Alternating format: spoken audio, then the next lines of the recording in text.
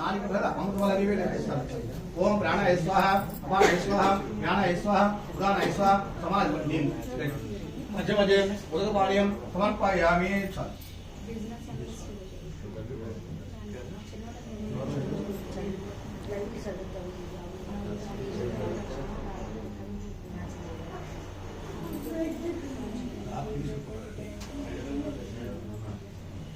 ओम घोरे भ्यो घोरगोर्धनेभ्यः सर्वेभ्यो सर्वेभ्यो नमस्ते गुरुदेवेभ्यः श्री सत्यनारायण स्वामी देवताभ्यः कर्पूर आनंद मंगल नीराजनं दर्शयामि।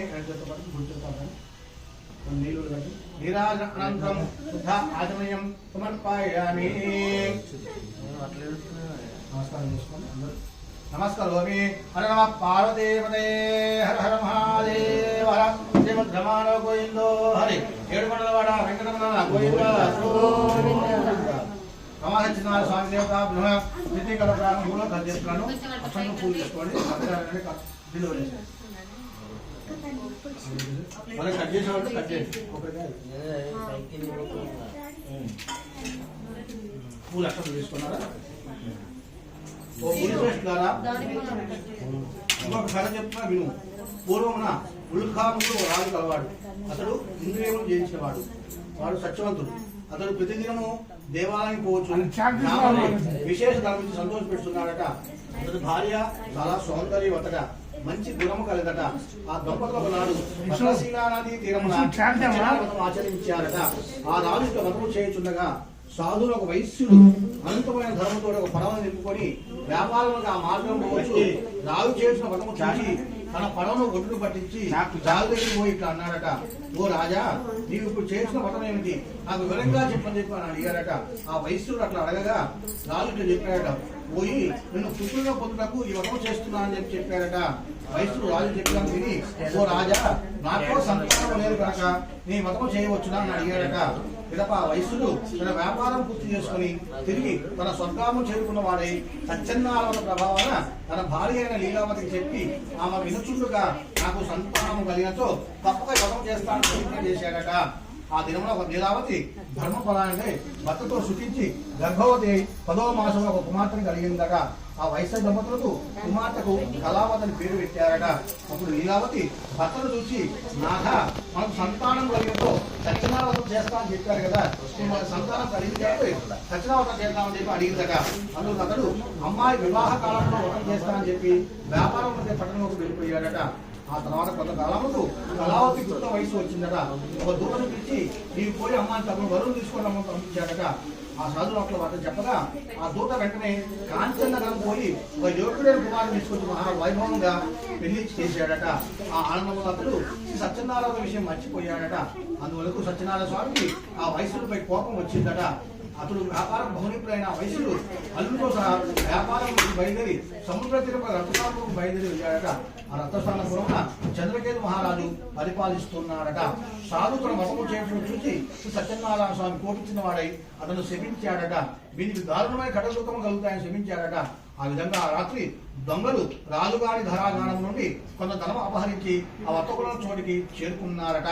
ఆ రాజు భటులు ఆ దొంగలను పట్టుచు నలుమూలలా వెతుకుచు తమ దగ్గరకు వచ్చి చూసి ఆ దొంగలు ఆ ధనమును ఆ వర్తకుల దగ్గర వదిలి పారిపోయారట. రాజు భటులు ధనము అక్కడ ఉండటం చూసి ఆ వైశ్యులే దొంగలను నిశ్చయించుకొని వారిని కట్టి రాజు దగ్గర తీసుకుని వచ్చారట. ప్రభు, ధనముతో కూడా చోరులను తీసుకుని వచ్చాము, తగిన శిక్ష విధింపమని విన్నవించుకున్నారట. వారి రాజు ఏమయ్యో విచారింపగానే వీరిని తీసుకొని పోయి కారాగృహం ఉందని ఆజ్ఞాపించారట. ఆ వయసులో తీసుకుని పోయి కారాగృహం బంధించారట. ఎంత ప్రార్థించడం వారి మాట ఎవరు వెళ్ళలేకపోయారట.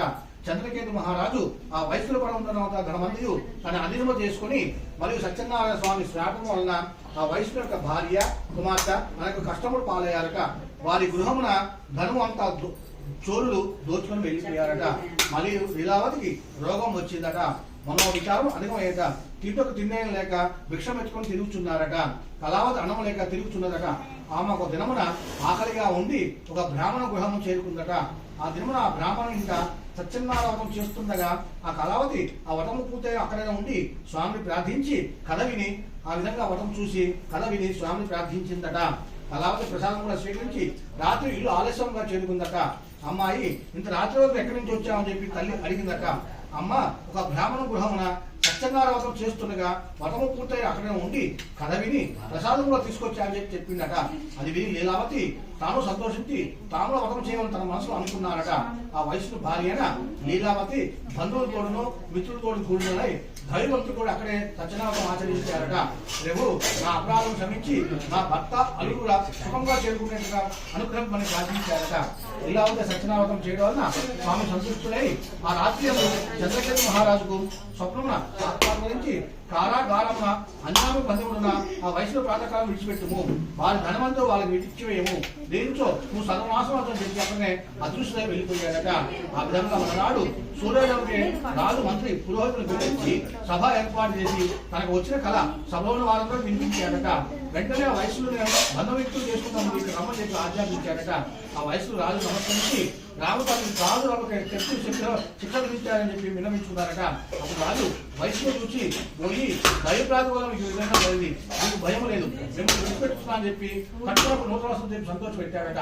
ఇంకనూ చంద్రకేతు మహారాజు వారిని ఆదరణ సుఖంగా ఇంటికి పోవచ్చు అని చెప్పి ఆ వయసులో రాజు నమస్కరించి అనేక విధంగా కొనియాడి తమ దారిన వెళ్ళిపోయారట.